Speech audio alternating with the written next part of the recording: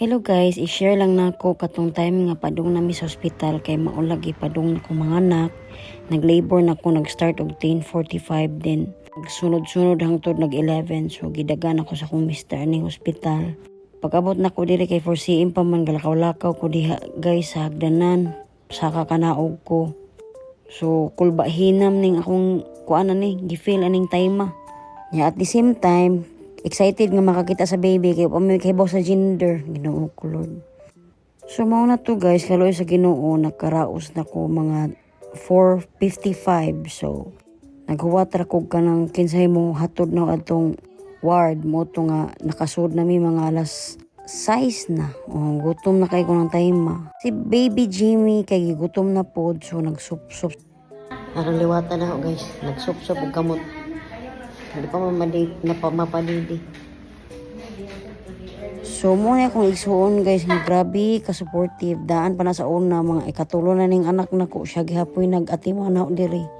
So mo na to naa na may aning ward guys mga balig uno may ani kabuok.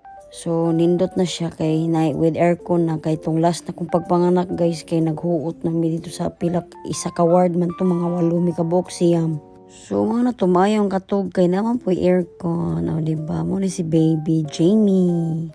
Muna pagawas niya is 2.9 kilo lang siya. So mas dali rahinon kaayo siya ni gawas. Kay gilaliman ka nga ni 9 cm 4:45 ni gawas siya mga 4:55 sa buntag. So thankful kaayo guys kay nakaya ra jud bisag walay pang pahumok sa cervix, di ba? So mo ni gipatog na ko kung manghod kay luoy kaayo. Ana sa akong higdaanan kay ato na ni aging gabi katong pagbati pa lang nako. Natugaw siya akong gipukaw.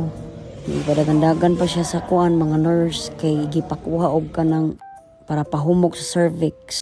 So mo na to pagka morning, ipainta na mo si Dodong Jamie. So muna siya guys, di ba?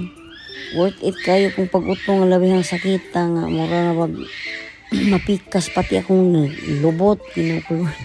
So muna siya the next day. Yeah, thankful kayo kay akong manghud ay. Siya may nagkugo sa bata, gisuroy-suroy sa namo kay banhaan man dito sa kwarto pud kay luoy po tong mga bata dito guys. Gipanghiplak mangud sila. Diri man minglalay sa una ni Anhil lang oh. Di mi pwede masulod bila. Ato nga kuan pirtahan di mi pwede masulod na. Di masulod. Yee. Ya, ga TikTok mi lalay ani oh. I remember. Ha. Ang ubusan na kay kuan naman pa nagpa-check up mi ba. So the next morning guys, mo na ni duha-duha pa may ani makauli pa may ugdi pa. Kaya nag-process pagpapil. So mo to, pag human og-process akong igsuon sa among mga papilis, magbayad sa mga bayronon, kaya ni ani man akong pares diri ni bisita pud namo. Unya pag finalize na mo to nga nakagawas na mi. So mo ni nga time nga nag-andam na ko guys. Kay kuan mo uli na mi. So ganina ra kung bana nakaabot. Nya silang lang ug akong bana is ilan ang gihakotan na namong dadunon padto sa kuan tricycle. Uli na ta. Wa.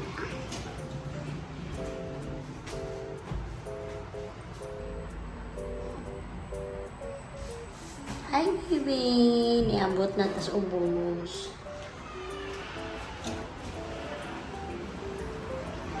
So mo na siya gaan ra kay kong baby guys. Wadyo ko naglisod ani niya. Gi-offeran ko og kanang wheelchair pero ni anak ko kaya naman ako. Salamat. So pag-abot na mas ubos guys kay naghuwat na akong bana og akong manghod. So dili kay ni taas niya akong vlog guys. Gamay ra jud ni pila ra ni ka minutes kay igisura na ko ba. Kay in the future mabalik-balik man ni akong tan-aw, di ba? Mindset yan charot. So pasalamat ko ni kong bana kay bisag muna na naman ni siya gibati aning time. Pero iyang giagwanta ba. So thankful kaayo ko. Pag-abot niya sa hospital ganina kay niingon siya good job badge niya na siya. Kay kuan ko no. Kaya ko no na ang kasakit sa panadiha. So pagkataod-taod guys niabot na mi. Suko na kauli namin. Wa na. So pagkabunta guys, wa ko nagdahom kay nabilar man ko ani akong anak kay maulagi. Nagbinali siya so gilutuan ko sa kong bana og pamahaw og paniudto. So thankful kaayo.